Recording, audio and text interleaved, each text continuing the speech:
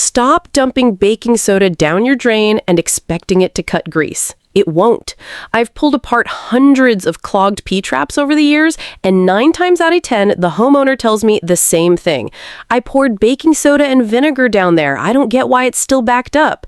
That combo fizzes, it looks like it's working, and it does almost nothing to the actual clog sitting in your pipe.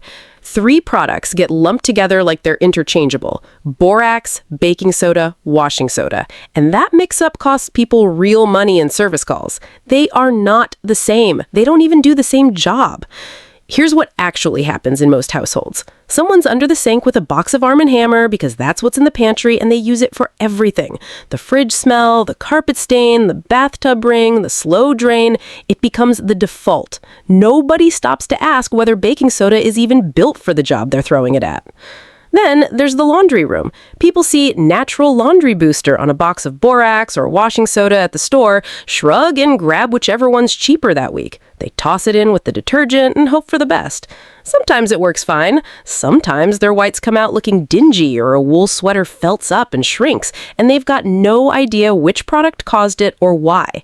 The real problem isn't that people are lazy or uninformed. It's that these 3 products get marketed almost identically: white powder, natural cleaning, eco-friendly packaging, when underneath that packaging, they're chemically different animals with different jobs.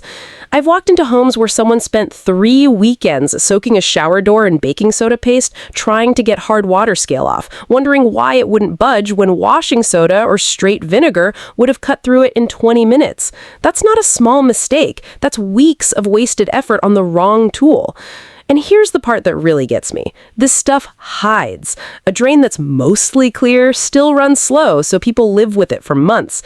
A grout line that's sort of clean still looks dirty in bad light, so they stop noticing.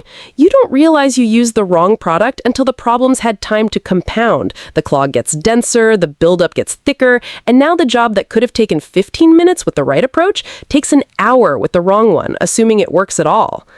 Why it happens, the real reason. Let me break down what these actually are, because once you understand the chemistry, you'll never mix them up again. Baking soda is sodium bicarbonate. It's mildly alkaline, sitting around a pH of 8, maybe 8.3. That's barely above neutral. It's gentle. It's a mechanical abrasive more than a chemical cleaner, meaning most of its cleaning power comes from physically scrubbing dirt loose, not from dissolving anything. That's why it's great on a greasy stovetop or as a gentle deodorizer. It's not strong enough to hurt most surfaces, but it's also not strong enough to break down heavy grease, mineral deposits, or set-in grime on its own. Washing soda is sodium carbonate. Same base element as baking soda, but it's been heated to drive off water and carbon dioxide, which bumps the pH up to around 11. That's a real jump. At that pH, washing soda actually cuts grease and oil through a process called saponification. It reacts with fats and turns them into a soap-like substance that rinses away. This is why it's the one plumbers and old-school cleaners reach for on grease traps, oven interiors, and heavily soiled laundry. It's also why you need gloves with this one. I learned that the hard way as a kid, helping my grandfather strip wax off a commercial floor. Bare hands in a washing soda solution for 20 minutes, and your skin feels like sandpaper by the next morning. Borax is sodium borate, a totally different mineral compound, not baking soda adjacent at all. Its pH sits around 9.5, so it's stronger than baking soda, but gentler than washing soda. What makes borax useful is that it's a natural pesticide and mold inhibitor, as well as a mild cleaner. It disrupts the exoskeletons of insects and creates an environment mold and mildew don't like to grow in. That's why old-timers used it in laundry rooms and basements, not just for washing clothes, but for keeping ants and roaches from setting up shop near damp areas. So you've got 3 different jobs baked into 3 different pH levels: mild abrasive and odor absorber, strong grease cutter, and mold pest deterrent with moderate cleaning power. When you understand that, the confusion clears up fast. The mistake almost everyone makes is treating pH like it doesn't matter, like cleaning powder is one category. It's not. pH is the whole story here. It's the difference between something that scrubs and something that dissolves. But there's one thing almost nobody checks before they start scrubbing, and it's the one step that determines if any of this works and what your surface is actually made of. I'll get to that. Common mistakes. Mistake 1. Using baking soda on a real grease clog and expecting drain opener results. I already touched on this, but it deserves its own breakdown because it's the single most common call I get. Baking soda plus vinegar creates a fizzing reaction, carbon dioxide gas, and that fizz feels satisfying, like something's happening, but that reaction is mostly just neutralizing itself. The acid and the base cancel each other out almost immediately, and what's left has nowhere near the strength to break down a real grease clog sitting 3 feet down your pipe. You need something stronger, hotter, or with real mechanical force, often all three. Mistake 2. Mixing borax and washing soda together without ventilation, thinking more powder, more power. People assume combining cleaning products doubles the strength. Sometimes it does something useful. Other times, especially in an enclosed bathroom with the fan off, you're breathing in fine alkaline dust for 20 minutes and wondering why your throat feels raw afterward. Washing soda especially throws up dust that irritates your airway. I've seen guys, experienced guys, who should know better, get lightheaded scrubbing a shower in a closed room with no fan running. Ventilation isn't optional with washing soda. Crack a window, run the exhaust fan, or you'll regret it. Mistake 3, using washing soda on aluminum, natural stone, or anodized surfaces. This one wrecks more material than people realize. Washing soda's high pH reacts with aluminum and can leave it pitted, discolored, or with a chalky residue that doesn't come back off. Same story with certain natural stones, marble, limestone, travertine, anything with calcium carbonate in it. The alkaline solution etches the surface, and once stone is etched, you're not cleaning it anymore, you're refinishing it, which is a different job entirely and usually needs a professional.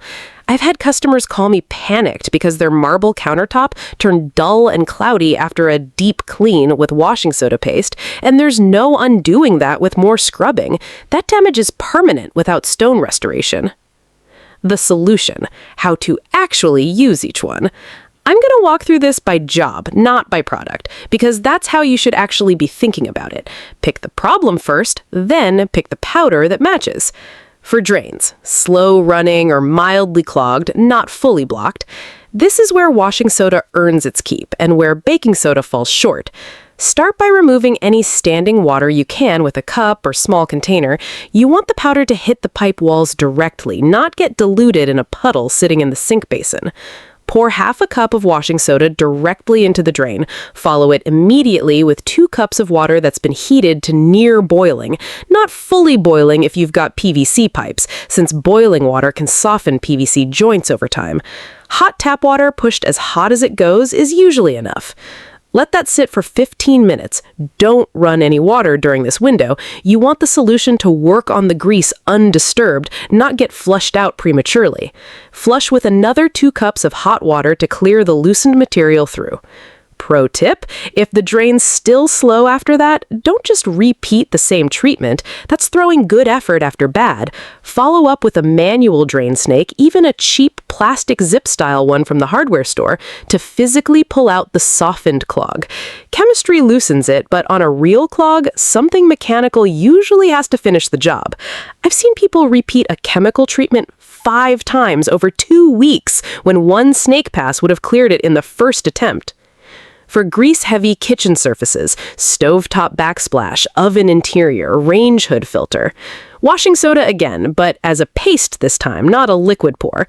Mix washing soda with just enough hot water to form a thick paste, about the consistency of wet sand. Too much water and it runs off the surface before it has time to react. Apply the paste directly to the greasy area and let it sit for 15 to 20 minutes.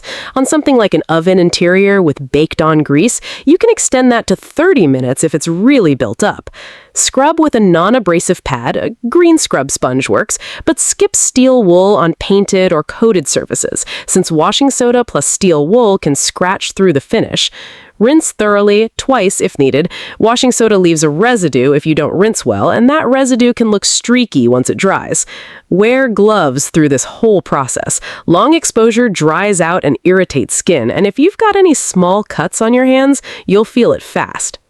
For laundry, boosting detergent, brightening whites, cutting body oil and odor from workout clothes. This is where you'll choose between borax and washing soda depending on what you're dealing with. If odor and mildew is the issue, gym clothes, towels that smell musty even after washing, cloth diapers, go with borax. Add half a cup to your regular detergent in the wash cycle. Borax's mild antimicrobial property is what actually kills the odor-causing bacteria that plain detergent leaves behind. This isn't about scent masking, it's about actually disrupting what's causing the smell. If it's grease, ground in dirt, or heavy staining, mechanics' clothes, kids' play clothes, anything visibly soiled, go with washing soda instead. Same half-cup measurement added directly to the wash along with your detergent, not as a pre-treat. The higher pH does the heavy lifting that detergent alone can't manage on deep grease stains. Never use washing soda on wool, silk, or delicate synthetic blends. The alkalinity breaks down protein fibers in wool and silk, which is how you end up with that felted, shrunken mess I mentioned earlier. Check the fabric care label before you toss powder in. This takes 5 seconds and saves a garment. For mold and mildew, bathroom grout, shower corners, basement damp spots, Borax is your product here, not washing soda and not baking soda. Mix 1 cup of borax into a gallon of warm water until it's mostly dissolved. It won't fully dissolve, that's normal. Borax has limited solubility. Apply the solution directly to moldy grout or mildew spots using a spray bottle or a stiff bristle brush dipped straight into the bucket. Let it sit without rinsing. This is the part people get wrong constantly. They scrub it off right away like they're washing a dish, and that defeats the purpose. Borax needs contact time to actually disrupt the mold at a level below the surface, not just wipe away what's visible. Leave it 15 to 20 minutes minimum. On heavy mildew in a shower corner that's been building for months, I'll leave it up to an hour. Scrub lightly after the sit time, then rinse. Pro tip, for grout specifically, don't rinse with a soaked sponge that re-wets the whole area. Mold thrives on moisture, so flooding the area again right after treatment partially undoes what you just did. Use a slightly damp cloth to wipe residue, then run the bathroom fan or crack a window so the grout actually dries out fully. Mold doesn't come back because the borax stopped working. It comes back because the grout never got the chance to dry. For general deodorizing and light scrubbing, refrigerator interiors, carpet freshening, cast iron pans. This is baking soda's actual lane, and it's a good one. Don't read this whole video as baking soda being useless, it's just misapplied constantly. For fridge odor, an open box replaced every 3 months does the job on its own, no scrubbing needed. It's absorbing odor molecules passively. For carpet, sprinkle a light, even layer, let it sit for at least 30 minutes, ideally overnight if the smell's stubborn, then vacuum thoroughly. The trick most people miss? Vacuum slowly in multiple passes. A fast single pass leaves fine baking soda powder embedded in the carpet fibers, which can actually dull the carpet's appearance over time and clog your vacuum filter faster. For cast iron, baking soda paste with a little water and a soft brush handles light rust spots and stuck food without stripping the seasoning the way a harsher alkaline cleaner would. This is genuinely one of the few surfaces where baking soda's gentleness is exactly what you want. Anything stronger and you're re-seasoning the whole pan afterward. But here's the step almost everyone skips regardless of which product they're using, and it's the one that actually determines your results. Testing on a small hidden area first. 30 seconds on an inconspicuous corner of grout, a hidden patch of fabric, an out-of-sight spot on stone or metal. I know it sounds like basic advice, the kind of thing you skip because you're in a hurry, but I've fixed more damage caused by skipping that 30-second test than almost any other single mistake on this list. A countertop that got etched, a fabric that got bleached out, a metal surface that pitted. All of it traceable back to someone going straight for the full application on a surface they'd never actually confirmed could handle it. Test first.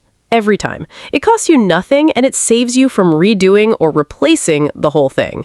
Quick reference. Which one, when? If you remember nothing else from this video, remember this breakdown.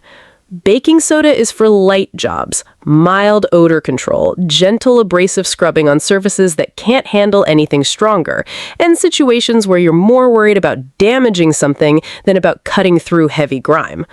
Washing soda is for heavy grease and grime, clogged drains, oven interiors, mechanics' clothes, anything with real oil or fat buildup that a mild product just bounces off of.